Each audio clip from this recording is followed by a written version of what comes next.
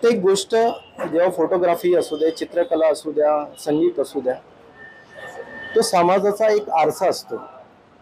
आणि त्या समाजाच्या आरशाला म्हणजे आपण हे जेव्हा बघतो की हे सगळं इतरत्र वेगळं चाललेलं आहे, तेव्हा चित्रकार हा सौंदर्याच्या दृष्टीने देशाला घडवत असतो. आणि सौंदर्यच हे देशाचं वैभव आहे, हे लक्षात ठेवायला पाहिजे सगळ्यांनी.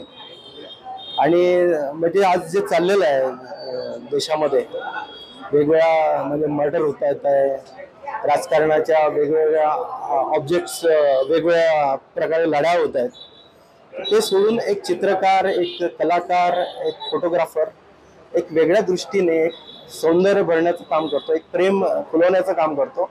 तर मला खूप तास डोळ्यात शिणवल्यावरती गुलाब पाणी ठेवण्याची, घडी ठेवण्याची जशी एक भावना येते की वेळ येते, मला वाटतं की हे गुलाब पाण्यासारखं आहे. कारण जो आनंद आणि मनापासून सगळ्या गोष्टीला वेगळ्या यात घेऊन जाणं, वेगळ्या अंतराळात, ते मला वाटतं ही गरज होती. आणि ते देवदत्तने केलं. आणि त्यांनी त्या सगळ्या त्रासातनं गेली 2 वर्ष करून कलावंत करतो त्या रसिकांसाठी, म्हणजे स्वतःच्या समाधानाने करत असतो, पण त्यांना काय आवडेल किंवा त्यांच्यापर्यंत मला काय पोचवायचं आहे ही त्यामागे धडपड असते की त्या डोळ्यांना आनंद देण्यासाठी तो ते निर्माण करत असतो.